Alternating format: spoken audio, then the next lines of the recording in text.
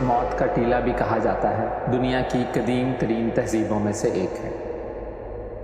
پاکستان کے صوبہ سندھ میں واقع لاڑکانہ شہر سے یہ جگہ صرف 28 کلومیٹر دور ہے۔ 5000 سال پرانی یہ تہذیب اپنے منظم انفراسٹرکچر، جدید ترین صفائی ستھرائی کے نظام اور شاندار تعمیراتی مہارت کے لیے مشہور تھی۔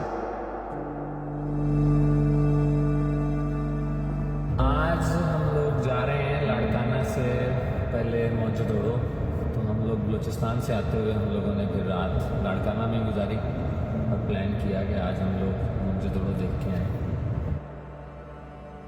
لاڑکانہ شہر صبح کے وقت دھند میں لپٹا ہوا تھا۔ دھند چونکہ کافی زیادہ تھی تو ہم لوگوں نے سوچا کہ ہم پہلے ناشتہ کر لیں تاکہ اس دوران موسم بھی صاف ہو جائے۔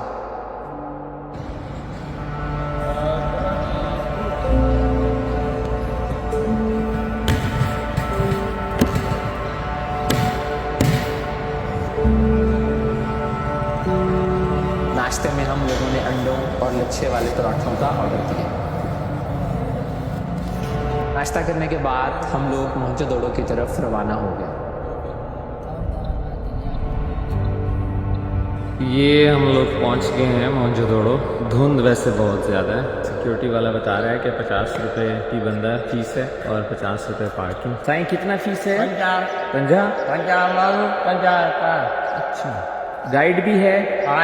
اچھا آتا ہے یہ آج کل ڈسکاؤنٹ چل رہا ہے، پہلے 100 روپے کا تھا، یہ 50 اور یہ 5%۔ چلو صحیح، نوبت آپ کو آج موہنجودڑو دکھائیں۔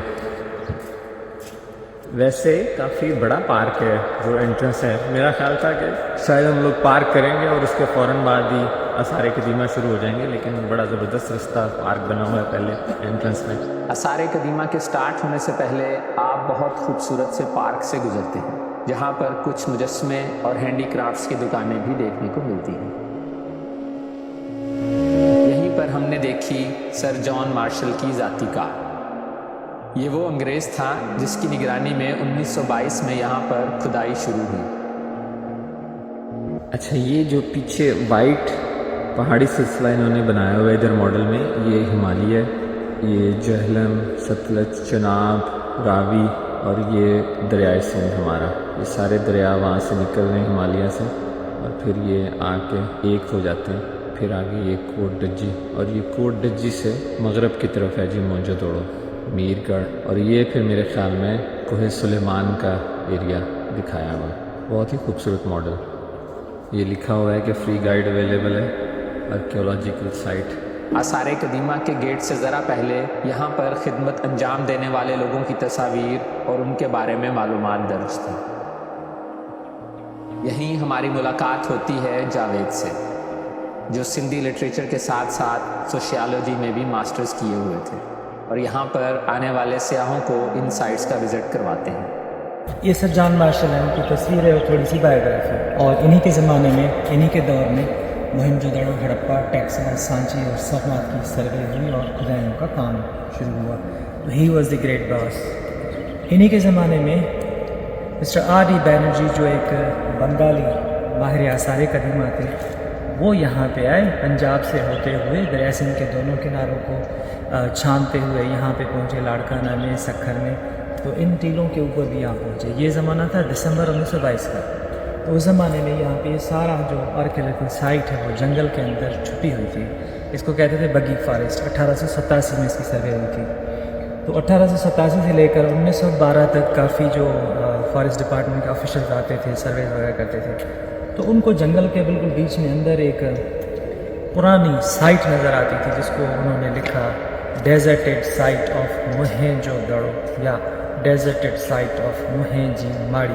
تو یہ اصل میں ایک بدھ دھرم کا ایک ٹیمپل تھا جس کو ہم بدھ اسٹوپا کہتے ہیں، اوپر بالکل بیچوں بیچ اوپر۔ تو وہ یہاں پہ آئے اور ان کو کچھ جو ہے وہاں پہ پرانی نوادرات ملی، جیسے سٹون اسکریپرز، فلنٹ یا چیپ بلیڈس۔ تو ان کو ایسے معلوم ہوا کہ یہاں پہ تو پرانے زمانے کا کوئی شہر دفن ہے ایسے اسٹوپا کے نیچے۔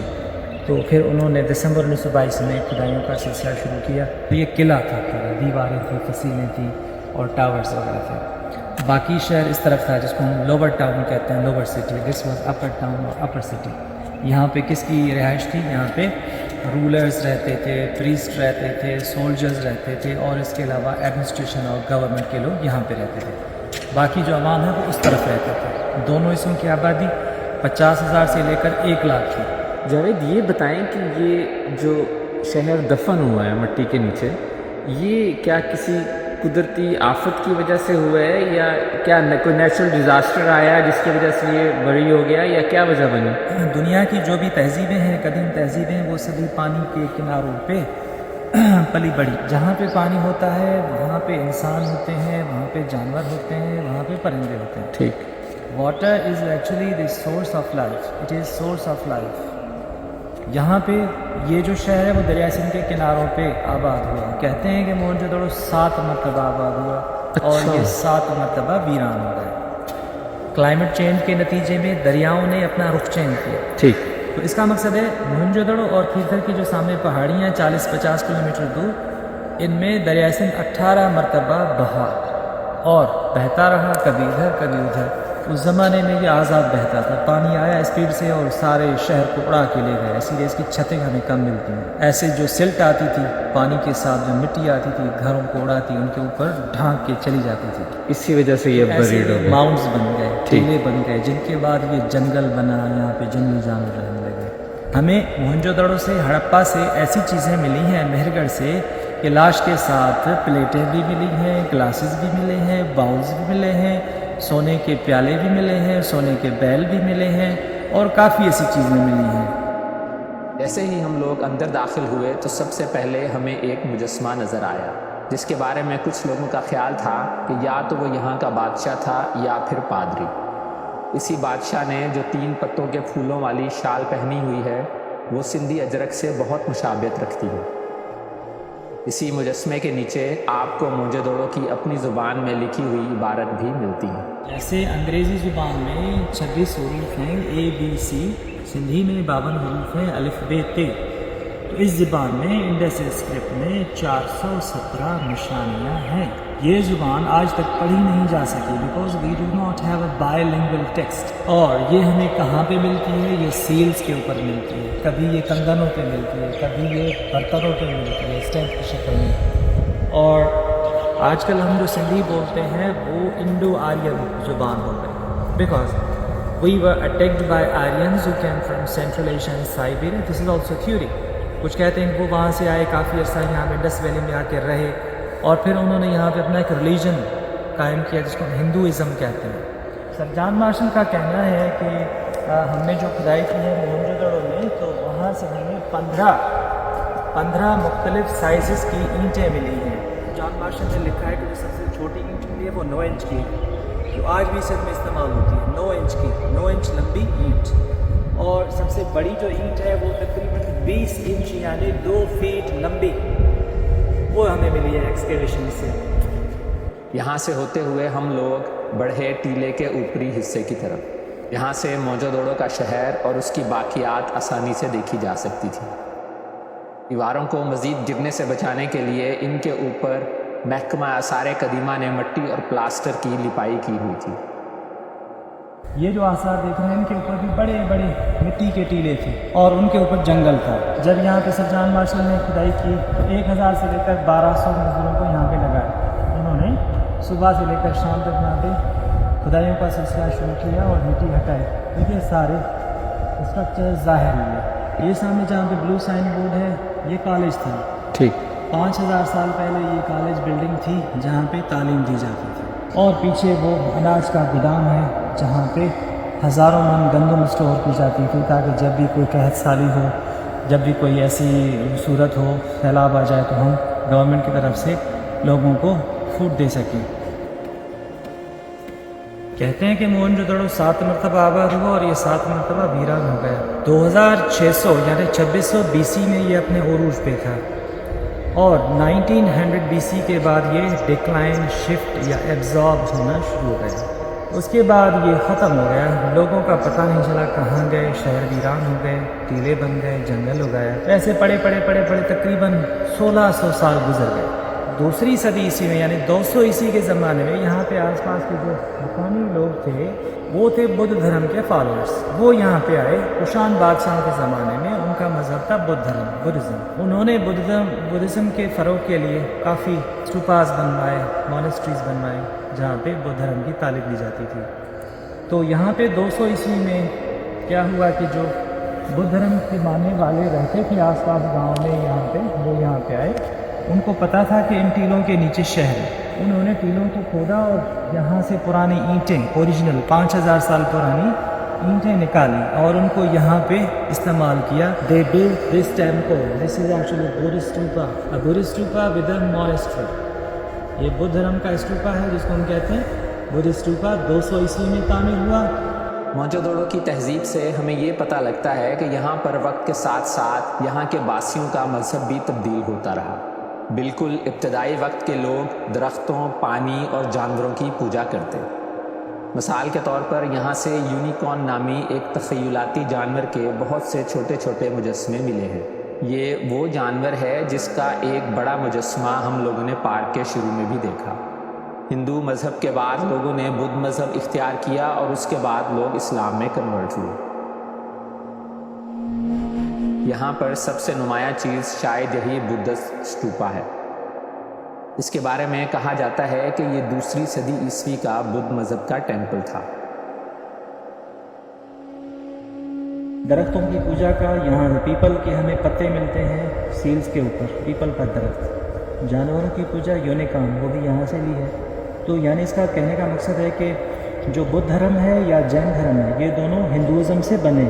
ٹھیک ہے. ٹھیک. اور ہندوازم نے اپنا زیادہ جو کانسیپٹ کہاں سے لیا، موہنجودڑو کے مذہب سے، جس کو ہم کہتے ہیں پولیتھیسٹک ریلیجن. ٹھیک. یہ ایک علیحدہ قصہ ہے. ٹھیک. جب محمد بن قاسم نے 711 میں سندھ فتح کیا، 711 میں، تو اس زمانے میں سندھ کے جو مقامی لوگ تھے، عوام تھے سندھ کے، وہ بدھ دھرم کے فالوورز تھے. لیکن جو رولرز تھے وہ ہندو تھے، کیونکہ ہندو رولرز نے، راجا چچ نے بدھ دھرم کا جو بادشاہ تھا اس کو ڈی تھرون کر کے خود اس کی بیوی سے شادی کر لی تھی اکارڈنگ ٹو چچ نامہ. ٹھیک. صحیح ہے. بدھ دھرم کے بعد آج کل ہم جو ہیں وہ اسلام ٹھیک کے فالوورز ہیں. ٹھیک. یہ جو سامنے نظر آ رہا ہے نا، یہ ہے جی لوور سٹی، جس کا ابھی جاوید نے بتایا ہے کہ یہ وہاں پہ جو مزدور طبقہ آباد تھا. شہر کے وسط میں ایک بہت بڑا باتھ ہال تھا. یہاں پر لوگ دور دور سے نہانے آتے. شاید یہ ان لوگوں کے لیے ایک مقدس تالاب تھا. نہانے کے بعد یہ پانی ان کھالیوں کی مدد سے شہر سے باہر لے جایا جاتا. موہنجودڑو کی تہذیب اپنے زمانے کی ایڈوانس تہذیبوں میں سے تھی. یہ لوگ انتہائی صفائی پسند تھے، یہاں تک کہ نالیوں کو خاص پتھر سے ڈھانپا جاتا، جس سے ان نالیوں سے آنے والی بدبو کافی حد تک ختم ہو جاتی. ڈیونیٹی اسٹریٹ خفیہ راستہ گجی گجی. یہاں سے لوگ جب بھی کوئی حملہ ہوتا تھا، سیلاب آ جاتا تھا یا کوئی انہونی ہو جاتی تھی ایمرجنسی، تو یہاں سے لوگ اپنے سامان، بچے وغیرہ اٹھا کے ایسے نکل جاتے تھے. It was used just like an emergency exit 5000 years ago. This is called the Great Bath, one of the most important structures of Mohenjo-daro or Indus Valley civilization. 39 fat لمبا، 23 فیٹ چوڑا، 8 فیٹ گہرا. تو اس کو بنایا جاتا تھا. سامنے وہ کنواں ہے، وہاں سے بھرا جاتا تھا. اور یہاں پہ لوگ اترتے تھے اور جا کے اندر ڈبکیاں لگاتے تھے اور پوجا کرتے تھے دیوی دیوتاؤں کی. تو یہ ایک مقدس جگہ تھی. جیسے لوگ جا کے گنگا میں نہاتے ہیں، یہاں پہ بھی لوگ آ کے ایسے نہاتے تھے. جیسے اسلام میں زمزم کا پانی ہے، کرسچینٹی میں جارڈن ریور کا پانی ہے، یہاں پہ بھی لوگ آ کے مذہبی رسمیں ادا کرتے تھے. تو ایک مخصوص دن ہوا کرتا تھا، تو اس دن صفائی کر کے سارے مقدس تالاب کو صاف کیا جاتا تھا. اس کا جو ویسٹ واٹر ہوتا ہے وہ یہاں سے ڈرین کے ذریعے بھیجتے تھے اور جا کے دریا میں کرتا تھا. یہ ہے جی ویو، یہ اسٹوپا گریٹ باتھ ہمارے جو 20 روپے کے نوٹ پہ ہے.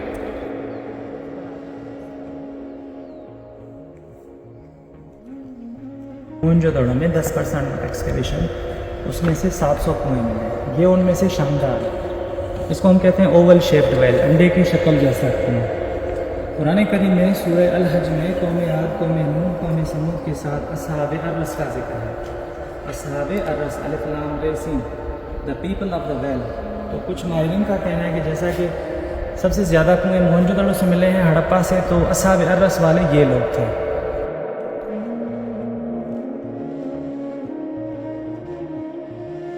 موہنجودڑو کا ہم لوگ بہت پڑھتے ہوتے تھے اپنی کتابوں میں، اسکول میں.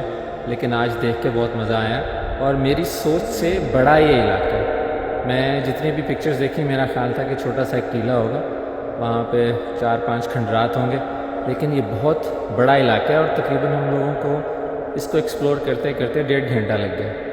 تو جاوید یار تھینک یو ویری مچ یار, thank you very much, nice meeting you یار. چلیں جی ملتے ہیں پھر کسی اور ولاگ میں, تب تک کے لیے ٹیک کیئر, اللہ حافظ.